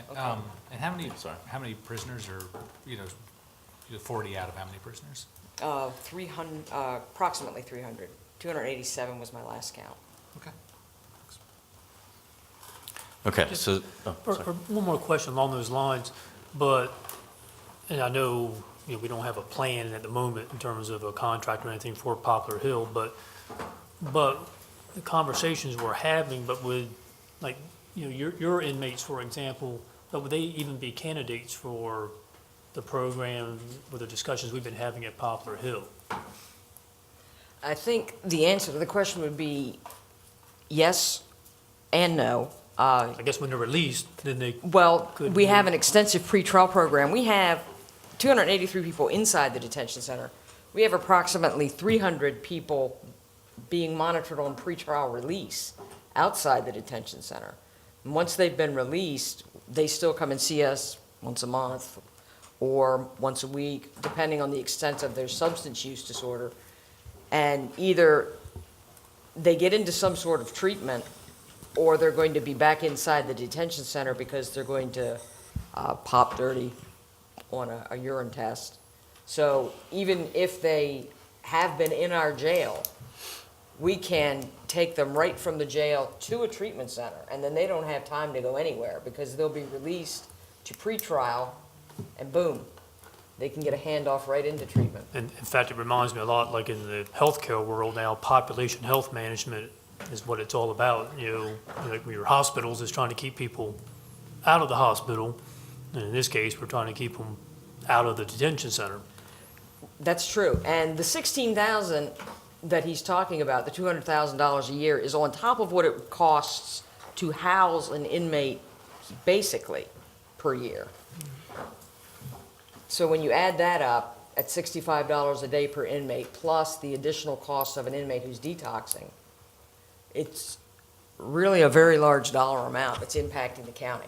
So you're saying that a lot of these people that would go into this detox center at Poplar Hill would be people with ankle bracelets that's been convicted of some kind of a crime that's Or they would be awaiting trial. awaiting trial, so They would will have actually be- been released by the judge. They would have Yeah. been deemed safe enough to be released by the judge under the pretrial monitoring program. So it wouldn't be just people leaving PRMC or AGH that's, needs detoxing, it would. No, it could be our people too. So are you saying 40 of the inmates may be going to this detox center? Not all at one time. That's the average per month. that I we think the get. intention is to address the addiction before they commit crimes that then put them in this cycle that we're paying for. If we can get them before they are breaking into cars to feed their addiction, But they're if- never going to go into that system But to if they begin are a with. current inmate and they have to be transferred to this possible That- detox center, No, that's not the it's model. not gonna happen? That's not the model. The model is, to go back to Bill's original question, we're looking at people who voluntarily want to get themselves cleaned up. I don't have any appetite for court-ordered people being sent to this facility. That's not the model. We want people who've made the conscious decision that they want to get well. And people who've been court-ordered haven't made that decision in most cases. So this is maximum 60 beds as it's modeled right now, Larry. But our model from the start has been when code or anybody else interfaces with an addict who has made the decision at that moment, I'm tired of this, I want to get help, I want to get well, we're trying to find a facility that we can take them to where they would have comprehensive treatment, where they would be detoxed. If they still were committed to getting well, they could stay there until they were well. Not a judge saying, you're going to go down to Poplar Hill. That's the last thing that we want. We don't want an extension, if you will, of the penal system. How are you gonna control that, Wayne? Who's the gatekeeper on all that? So we'll get to that. I haven't hit that point. I'm focusing on the explanation of why we, yeah. Well, yeah, I'll get to that. All right, go ahead. Okay, so not long after those community forums, the executive ran into and spoke with the Secretary of Public Safety and Correctional Services, Stephen Moyer, regarding, at the time, the recently vacated Poplar Hill pre-release unit facility. Bob was told that there was no future plans to utilize this facility and that it would remain vacant. Discussions then, I'm sorry, what's? You must hear recent news. Oh, no, we have the recent news. The secretary didn't have plans, but the legislature may have plans for it.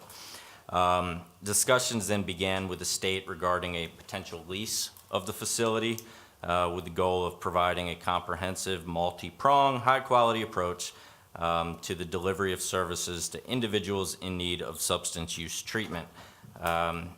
This would be a regional facility that would include 23-hour observation and detoxification services, residential treatment, recovery housing, a workforce employment component at the end of the program, and open only to citizens of Maryland's Eastern Shore.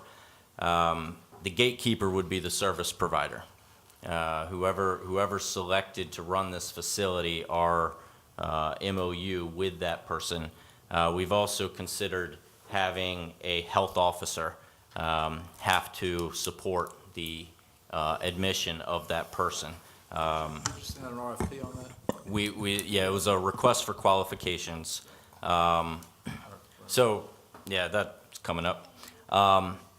At this point, we began the tour of the facility with state staff. So we had several secretaries come down of general services. I mentioned Secretary Moyer. We had Clay Stamp at the time, who was running the opioid operations center.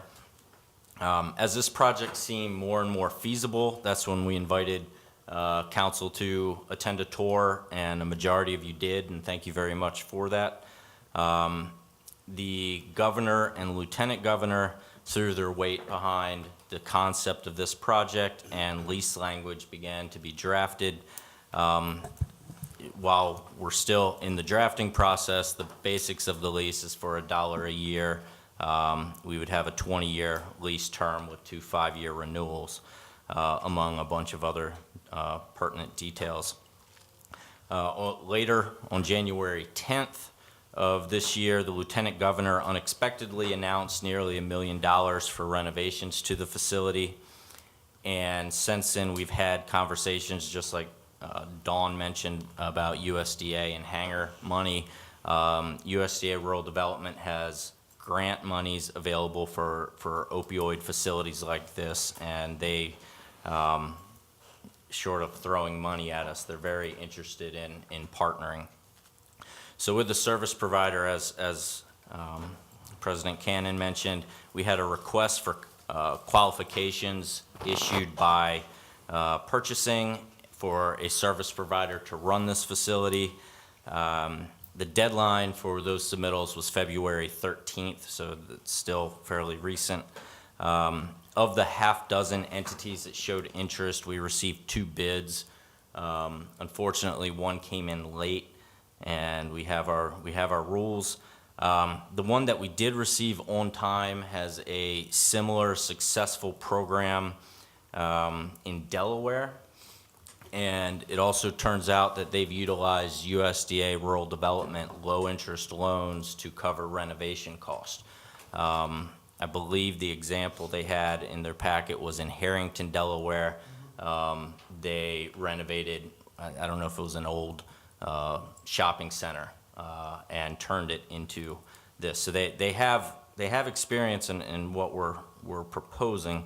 One of the, I guess, things that Councilman Davis brought up is that there is, it came to our attention, a House Bill 715 and a Senate Bill 419 that is a female pre-release mandate. And the quote of the gist of it, it's 1 page and it has several heavy hitters signed to it. So we're told its chance of passing is high. and the warden can probably go into more detail. But it states the commissioner shall, it used to be may, but shall operate a pre-release unit for women. So there is a chance that if we don't move on this, that it's going to return as a pre-release unit for women, and we will not have control over who comes into that facility, where they're coming. I mean, to be fair, the current service provider doesn't have restrictions on where people come for treatment. And I don't know if you have anything to add on the female pre-release. So having received a qualified service provider and nearing a final draft of the lease for the facility with the state, that's why we requested this meeting tonight. And ultimately, the lease and any grant monies we accept would have to be approved by council. So it's important that you know where we are with this. Any questions? Why the 23 hours instead of 24? What do you do about the other hour? Sleep. Well, it's 23-hour observation and/or detox. So you determine what the level of care is that they need during that 23-hour observation process. I got a lot of questions. Sure, please. I'll let other people dive in. Is there another facility in the state like this? This will be the first, and I think that's why the governor and the lieutenant governor are very supportive of it, because they could then mimic it elsewhere in the state, regional So facilities. how do they get detox on the Western Shore? If it's like the Eastern Shore, and now it depends on if the Western Shore includes the Metroplex, they're big enough to support 24/7 facilities. I don't know if Lori wants to. Well, depends on what you're talking about, Western Shore. If you're talking about Western Maryland, they're having some of the same issues, and they're looking at this project as the potential for a project that they may want to replicate in Western Maryland.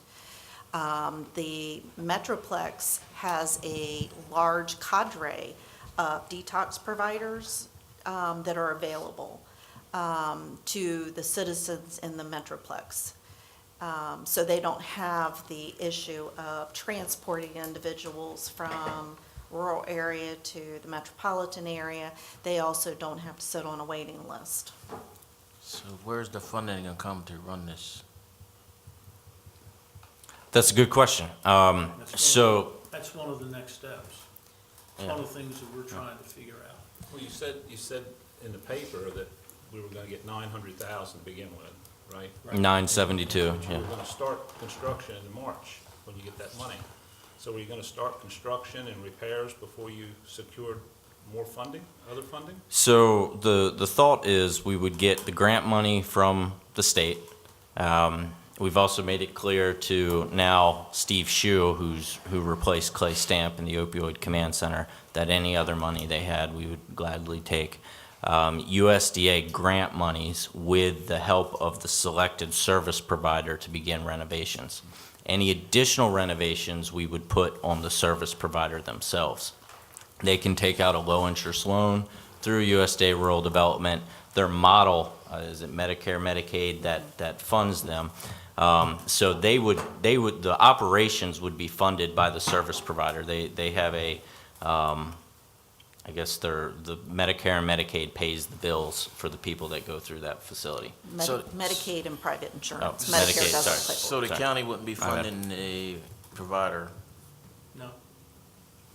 That's not the intention at all. We would be a pass-through for grants to help with the renovations. The more renovations we can cover with that grant money, the less they would have to take out, and that would give them a higher chance of success Getting long-term. a decent return. But if the operator doesn't work out, then we end up with it. Somebody's got to pick up the slack.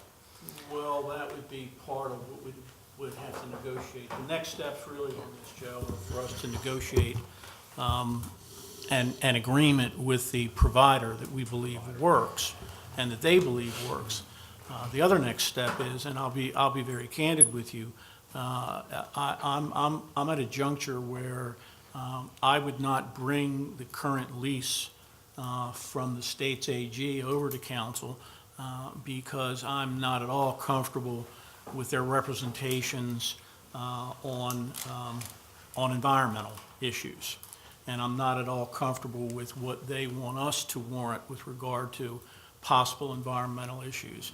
And if we can't get that language ironed out,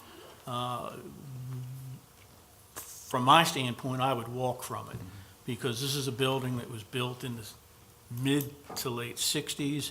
You've got a water treatment plant, you've got a sewage treatment plant. Almost $15,000 a month to operate.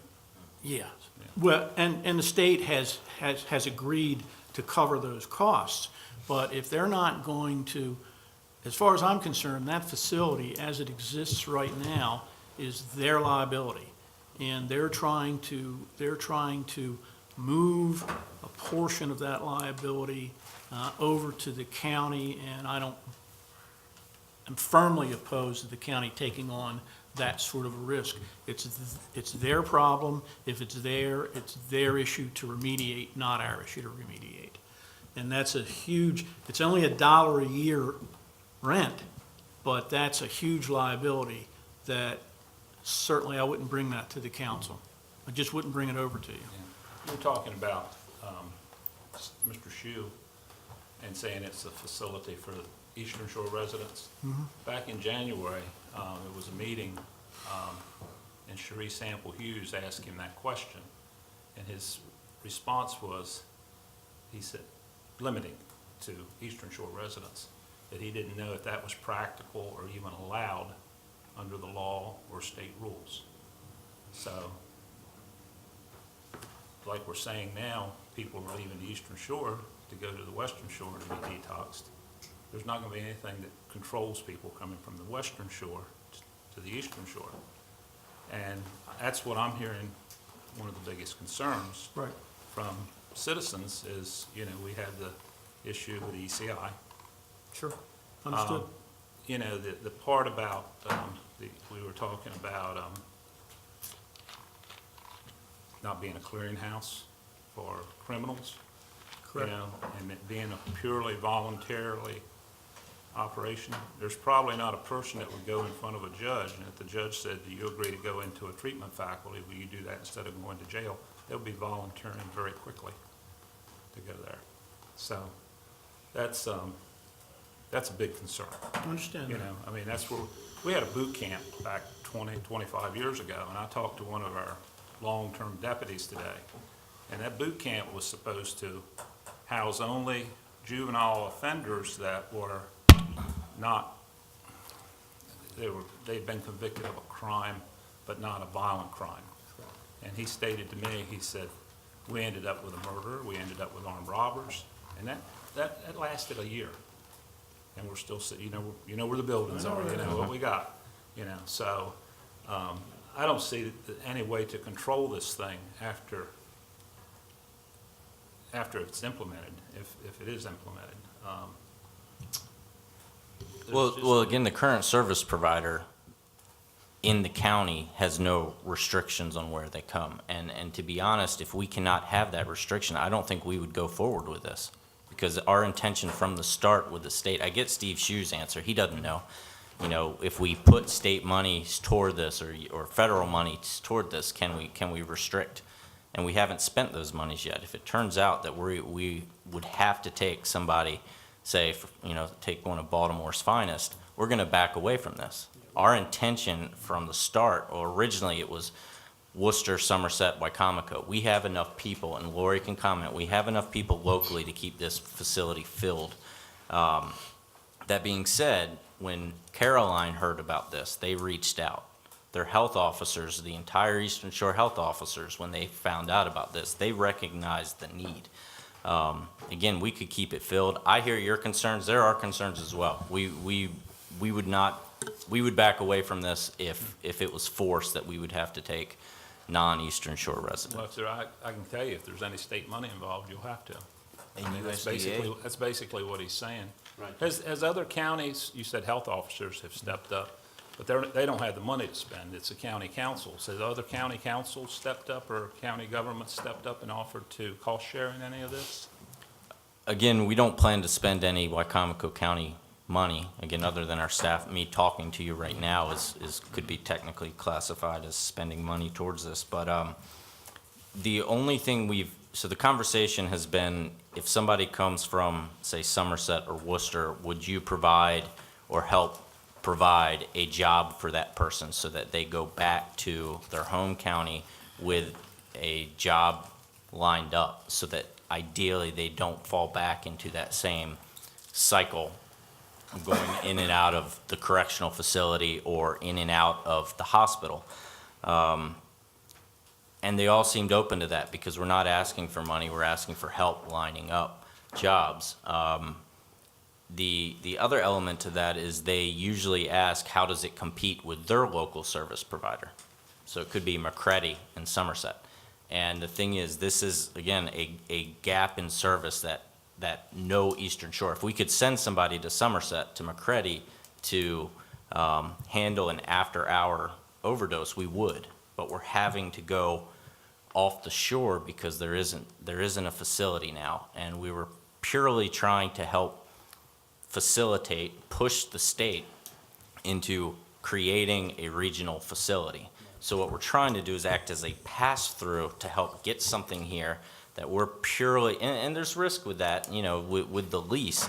If they did, the service provider selected, if they then shut down because it didn't work, that's all going to be written into the legalese we have with that service provider.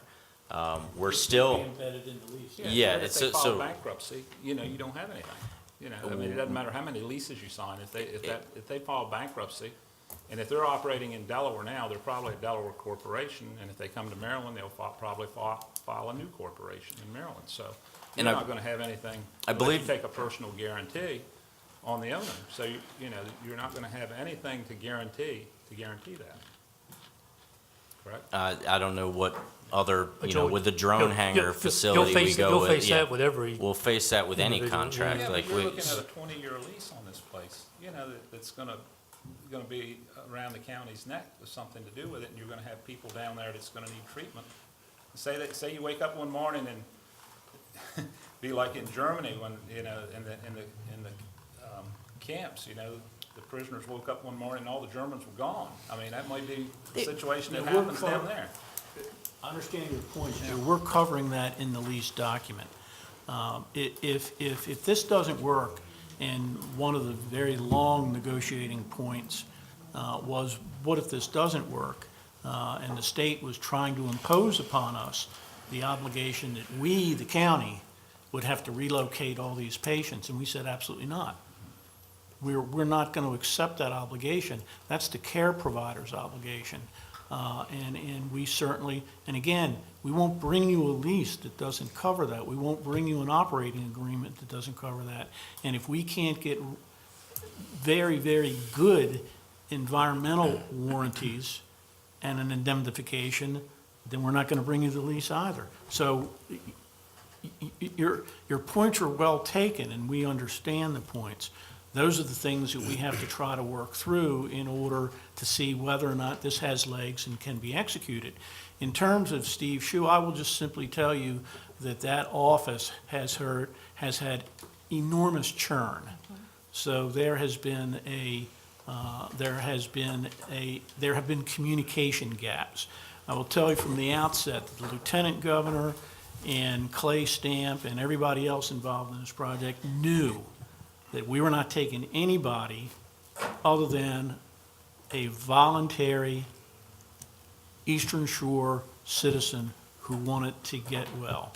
That we Maryland weren't Eastern Shore, Maryland and Delaware Eastern Shore. Maryland Eastern Shore, the Maryland Eastern Shore. So if Steve is saying, well, I'm not sure we can do that, well, then he needs to go talk to Larry Hogan. Well, Larry? Yeah, Weston, a few minutes ago, you told Councilman Holloway that it was a good question when he asked where funding would be coming from. and then Lori mentioned, I mistakenly said Medicare, but she said Yeah, Medicaid and private payers. And then, just a few minutes ago, you said that you don't plan on using county funding. It sounds like you don't have a plan yet. We have It a, sounds like you want us to agree on this, and you don't know where the money's coming from. the money, we have nearly $1 million on the table Is that for from the renovations? governor for renovations. Right. We have It'll US. probably cost a lot more than $1 million. Yeah, we think we could work with that, but we think 2 to 2.5. Wayne just said 2. We heard 6 to 8 in the newspaper. I heard 10. Yeah, well, 10, Newspaper 6 says to 10. 8 to 10. And Well, we don't know who made I that. don't know who made gave it. interviews. Yeah, it Well, wasn't me. But Wayne and Weston both just said that the service provider, those additional dollars would be part of the negotiation with the service provider.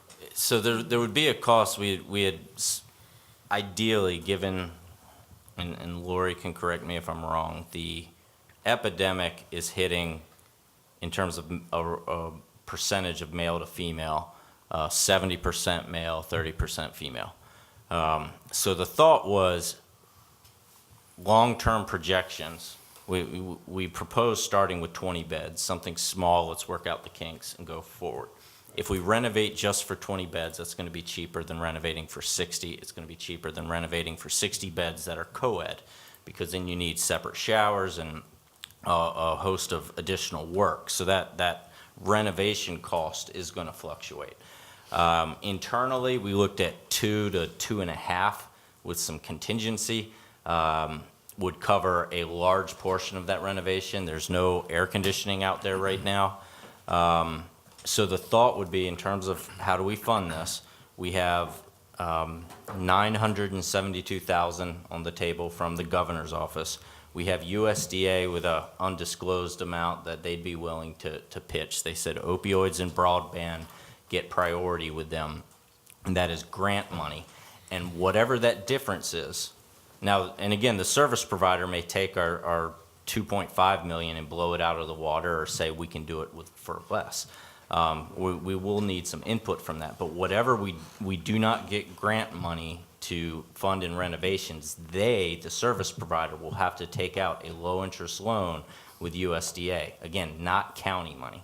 The plan from the start, and again, all this has been a work in progress, and that's why it's taken until tonight to actually have enough for you all to chew on. With this, And when you send out your requests, and you're mentioning the service provider will have to take out a low-interest loan, have you discussed that with them already? they are aware. So have you discussed it? You're saying they're aware. What was the outcome of that? Yeah, well, again, I mentioned the one person that submitted on time has a history of getting low-interest loans from USDA Rural Development, I mentioned Harrington, to renovate facilities. So they know what's needed to do this. The more grant money we can get in to help with the renovations, the better they will have, in terms of they don't have to borrow as much money, which improves the return on investment, which improves their chance of being a success. So again, we're still not proposing using county taxpayer funding. You've heard with all the meetings before this, the Board of Ed and the airport need it, among every other department. We will walk away from this if we have to run it, if we have to throw money towards it. This is something that the state should be picking up, to be honest. That's been the argument. The state should do it in the first place. Right. And they're not, and we still have people dying and suffering, and we're paying for them in the jail. So we're trying to get this started. You keep, all these numbers you keep throwing up here is about renovation. Where's the operating cost coming from?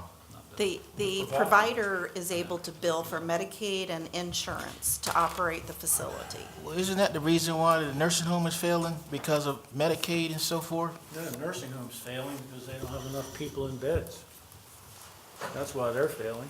So you're saying that these people out here on drugs and everything is Medicaid and so They- forth? The If nursing they- home's not failing, it's just, If they don't qualify for Medicaid or have private insurance, it's covered under the Medicaid program for substance use. It's called gray area. So they are not insured, but they need treatment, and they meet the qualifications for funding for treatment.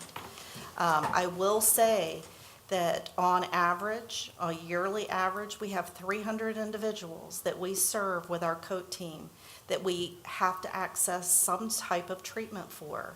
And the longer that you sit there and wait for these individuals to be given a bed, the less likely it is that they're going to maintain sobriety and become clean and sober. I shared with Weston just today that last week we had an individual that overdosed, drove themselves to a emergency facility, got out, and 3 hours later was picked up again with an overdose because they did not have access to treatment. But they might have not taken it anyway. They got to volunteer for it. And most of the people that our COAT team members interact with, if they're Wicomico County residents, we have better luck getting them into treatment. But we're at a 54% rate of accessing treatment for these individuals. We may be higher if we have something in the county. Are all of our legislators endorsing this, our Lower Eastern Shore delegation? We haven't heard anyone who doesn't. You haven't heard anyone who doesn't? Haven't heard anyone who said they're not in favor of it. If they're not in favor of it, they haven't spoken with us. The thing I would tell you is I don't disagree that this should not be a state responsibility. However, you will recall, how many years ago was it that the state essentially walked away from mental health? Have we, getting to the mental health part, I asked you the day of the legislative meeting, and you said you had contacted the state twice about Holly Center. Remember that? Mm-hmm. All of our legislators were there that morning. Did any of them step forward, or did you make any more attempts to try to rectify that? The issue with the Holly Center was, again, the AG who's handling the lease. And we've finally gotten 2 leases now for 2 cottages. I can't explain how the state apparatus works, other than it works Well, maybe it would be better for very, very slowly. this county and all the counties combined to send a clear message to the state that we need this center, and we'd like the state to run it instead of getting the counties involved, because we're gonna get hung on this one. You're talking about an out-of-state company coming in to run this thing that will probably form an LLC, that if it doesn't work, they're gone. And Wicomico County, just like the boot camp, is gonna be sitting there with this facility at $1 a year lease. No, we've got a carve-out in the lease. I'm not gonna let that happen. Whoever did the drill academy, I can't answer for that. I can answer for this facility. I'd like to try to wrap it up as. What were you all looking for tonight?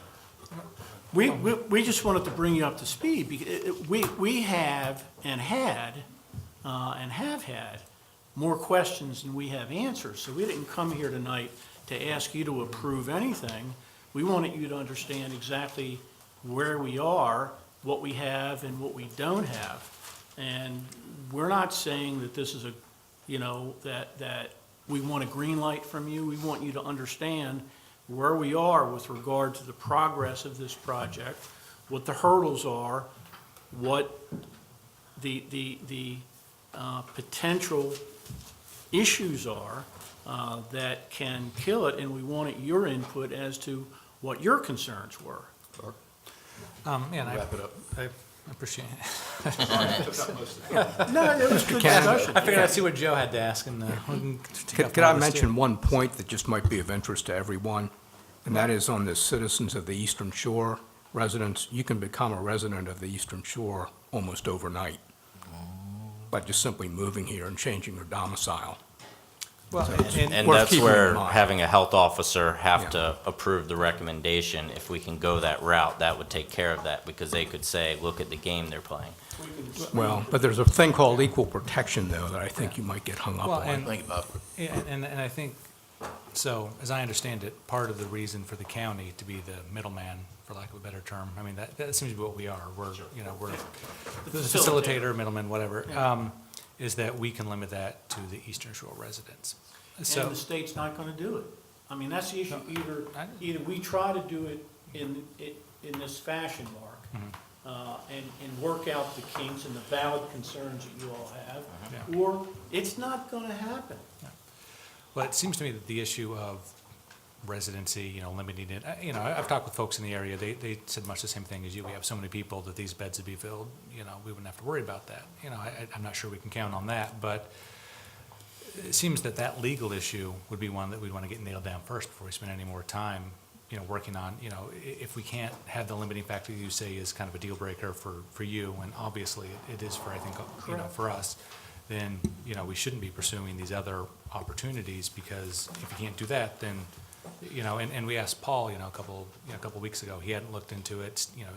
Sri was great asking that question of Steve Shu. Either, it wasn't quite a no, but it was more of an I don't know, or a no, I mean, it's hard, in those hearings, sometimes a no is an I don't know at the same time. So it seems like getting that nailed down would be the important thing, or we are kind of spinning our wheels here, because if that's a deal breaker for you, deal breaker for us. I mean, quite frankly, I may be stuck on the lease, to be honest with you, Mark. All right. I mean, we've been talking about this. If I were back in my private sector days, I would have walked away by now. I would have just told the attorney on the other side, if you don't understand this, then I'm out of here. Yeah. And that's really where I am right now. If we don't get a reasonable lease that provides the county with appropriate protections, I'm not in favor of sending anything.